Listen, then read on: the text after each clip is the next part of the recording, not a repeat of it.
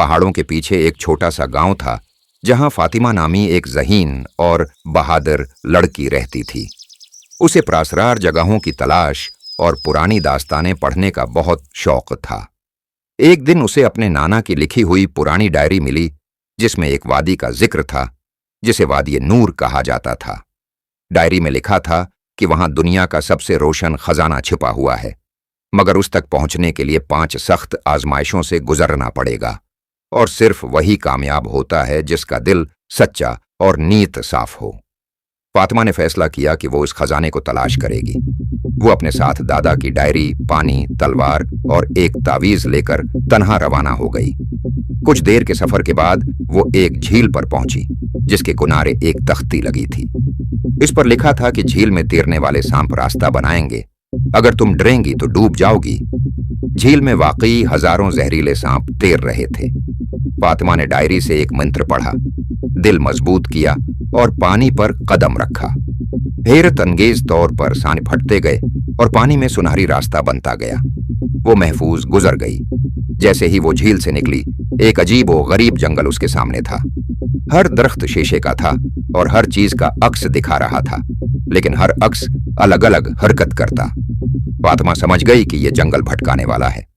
उसने गौर किया तो देखा कि सिर्फ वही अक्स असल हैं जिनके नीचे साया है। उस निशान से वो हर झूठे अक्स को पहचानती गई और जंगल पार कर गई। अचानक एक चट्टान के नीचे से एक नीला जहरीला सांप निकला जो इंसानी जबान में बोला। उसने कहा कि अगर खजाना चाहिए तो मेरी पहेली का जवाब दो, वरना तुम्हें जहर का मजा चखना होगा। पहेली ये थी, एक ऐसी चीज जो टूटती नहीं मगर दिल से जड़ती है। फातिमा ने फौरन जवाब दिया, भरोसा।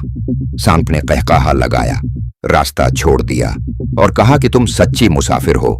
कुछ दूर एक खुले मैदान में वो पहुंची जहां आसमान से आग की चिंगारियां बरस रही थीं। जमीन पर सैकड़ों छोटे छोटे दायरे बने हुए थे। फातिमा ने दादा की डायरी के अल्फाज याद किए कि सिर्फ वो दायरे महफूज हैं जो रोशन नहीं हैं।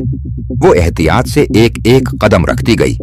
कई बार उसके कपड़े झलसे, जिस्म पर खिराशें आए, मगर वो पूरी हिम्मत से आग की बारिश को पार कर गई। आखिर में वो खजाने के दरवाजे पर पहुंची।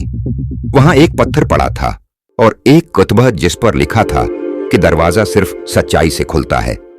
अगर तुमने लालच या झूठ का सहारा लिया है तो हमेशा के लिए कैद हो जाओगी। फातिमा ने रोशनी के पत्थर पर हाथ रखा और कहा कि वो खजाने की नहीं, सच्चाई और रोशनी की तलाश में है। दरवाजा खुद ब खुद खुल गया।